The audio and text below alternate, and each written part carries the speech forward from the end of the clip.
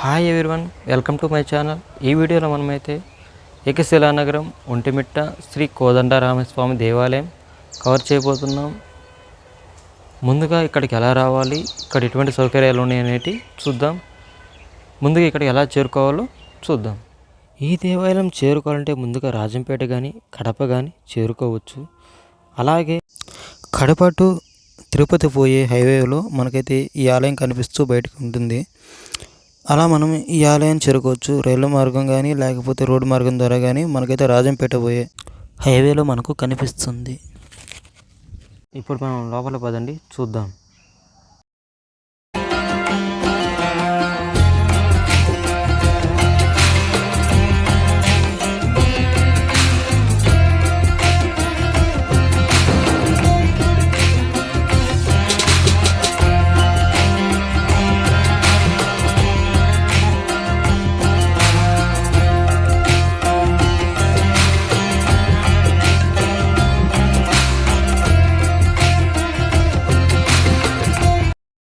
ఈ దేవాలయం లోపల పోవడానికైతే మనకైతే 3 ద్వారాలు అయితే కనిపిస్తాయి. ఉత్తరం, దక్షిణం, మధ్యలో ఒక ద్వారం ఉంటుంది పెద్దది. అన్నీ కూడా గోపురాలు, పెద్ద గోపురాలు అనమాట. చాలామంది ముందు సైడ్ నుంచి వెళ్తారనమాట. ఇప్పుడు చూపిస్తున్నా కదా, అది కనిపించేది ముందు సైడ్ ఉన్న గోపురం అనమాట. ఇక్కడ నుంచి కూడా వెళ్ళొచ్చు. ఇప్పుడు కనిపించేది కూడా దక్షిణ గోపురం. అవతల స్థలకి తూర్పు గోపురం అయితే ఉంది. ఇప్పుడు మనం ముందు గోపురం వైపు నుంచి పోదాం. ఇప్పుడు పోతుండి కాడికి వస్తే ముందు గోపురం కాడికి అనమాట. అక్కడ నుంచి మనం చేరుకోవడానికి, అంటే చాలామంది అక్కడ నుంచి చేరుకోవడానికి వెళ్తున్నారు, ఇష్టపడుతున్నారు కాబట్టి మనం కూడా అక్కడ నుంచి వెళ్దాం అనమాట. ఇక్కడైతే మనకైతే కాలేజీలు కడుక్కోవడానికి వీళ్ళకైతే వాటర్ అయితే ఇక్కడ వస్తున్నాయి. ఇక్కడ నుంచి అయితే మనమైతే ఫ్రంట్ గోపురం ఇది. ఇక్కడ నుంచి మనం చూద్దాం.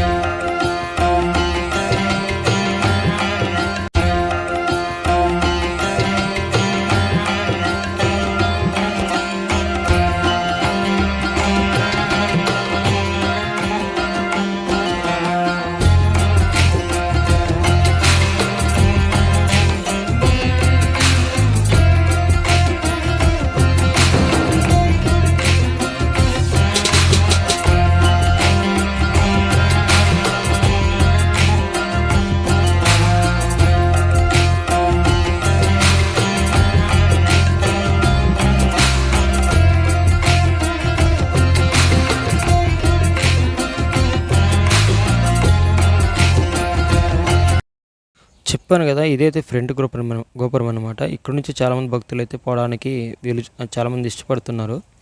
ఇదే చూపిస్తున్నాను కదా, ఇప్పుడు వాళ్ళు అయితే పోయి వస్తున్నారు. మనమైతే లోపలికైతే పోలేం, కానీ వీడియో అయితే అక్కడి వరకు నేను వీళ్ళంతా చూపిస్తాను. లోపల ఫోన్ అలో లేదు కాబట్టి చూపిస్తాను. చూడండి, ఆ వరకు కొద్ది వరకు చూపిస్తాను.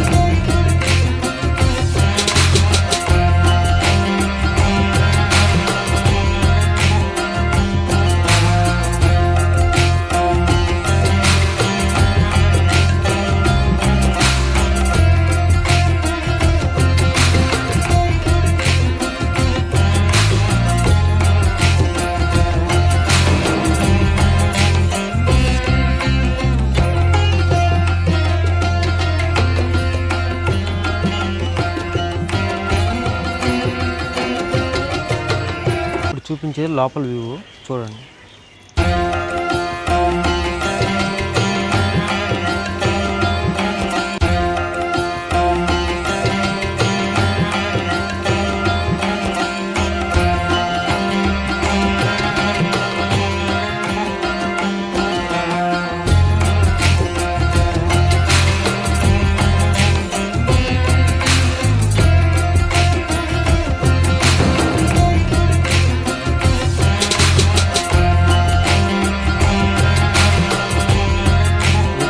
ప్రత్యేక దుస్తులకి ఏంటంటే మామూలుగా ఇక్కడ సీతారాములు లక్ష్మణులు ఒకే శిలపై ఉంటారనమాట. అందుకని ఈ దేవాలయాన్ని ఇక్కడ ఈ ప్రాంతాన్ని ఏకశిలా నగరంగా చెప్తారనమాట. ఇంకొకటి ఏంటంటే ప్రత్యేకత ఇక్కడ ఏంటంటే మనకైతే ఆంజనేయ స్వామి కనిపించడు. కారణం ఏంటంటే అప్పుడు ఆంజనేయ స్వామి రాముల వారికి పరిచయం కాలేదన్నమాట. ఇంకో విషయం ఏంటంటే మీకు షార్ట్గా చెప్పేస్తాను. పూర్వం ఇక్కడ సప్తఋషులు యజ్ఞం చేస్తుంటారన్నమాట. వారు భంగం కలిగిస్తుంటారు రాక్షసులు. అప్పుడు శ్రీరాములు వారు ఇక్కడికి వచ్చి ఆ రాక్షసులను సంహరిస్తారనమాట. తర్వాత ఇంకా ఇక్కడ ఒంటుడు మిట్టుడు అనే ఇద్దరు తోడు దొంగలు అయితే ఉన్నారనమాట. తర్వాత కాలంలో వారైతే గుడి అయితే కట్టించడం జరిగిందనమాట. అప్పటి నుంచి ఈ ప్రాంతాన్ని ఒంటిమిట్టుగా పిలుస్తున్నారు. తర్వాత మనకు మధ్యకాలంలో కట్టించినటువంటి ఆంజనేయ స్వామి గుడి అయితే మనకు ఎదురుగా కనిపిస్తుంది. అక్కడైతే మనం దర్శనం చేసుకోవచ్చు. ఇంకా ఇక్కడ మనకైతే టీటీడీ ద్వారా చాలా గార్డెన్స్ అయితే ఏర్పాటు చేయడం జరిగింది. ఇవి చూసుకొని నెక్స్ట్ మనం వస్తువులకైతే వెళ్ళిపోదాం. ఏమేమి వస్తువులు ఉన్నాయో తెలుసుకున్నాం నెక్స్ట్ మళ్ళీ.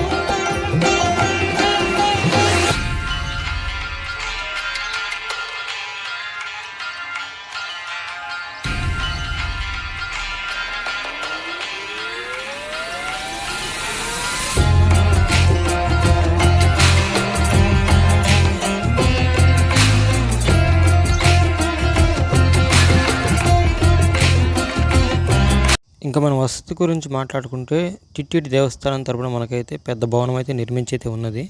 ఇక్కడే మనమైతే వెయిట్ చేయొచ్చు. ఇంకా మనం బయట హోటల్స్ కావాలన్నా బయట అయితే చాలా ఉన్నాయి, మనకి ఇబ్బంది లేదు, చాలా అయితే దొరుకుతాయి మనకు. చూడండి చాలా పెద్ద భవనం అయితే మనకు ఇదైతే మనకైతే ఉందన్నమాట. ఇంకా నెక్స్ట్ అయితే మనం భోజనం గురించి అయితే చూపిస్తాను, అది కూడా చూసేయండి.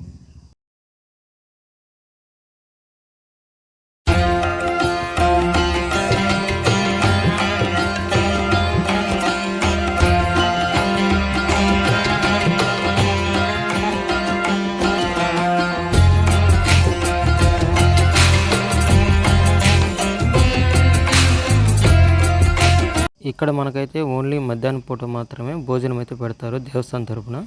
ఇది మధ్యాహ్నం ప్రతిరోజు మధ్యాహ్నం పూట మాత్రం ఇక్కడ నిత్యాన్నదానం చేస్తారు.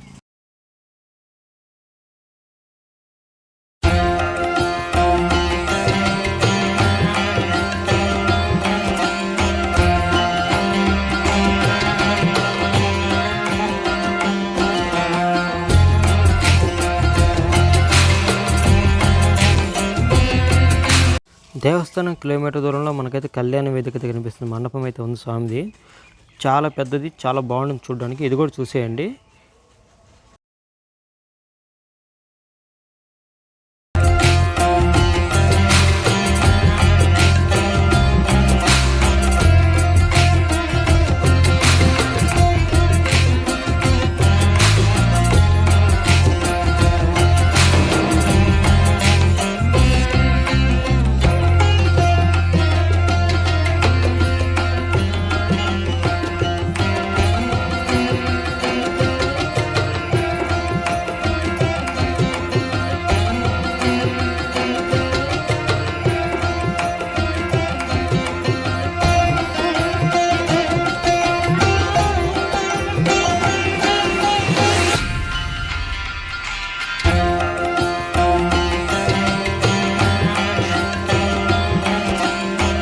ఇంతటితో ఈ వీడియో అయితే ముగిస్తున్నాను.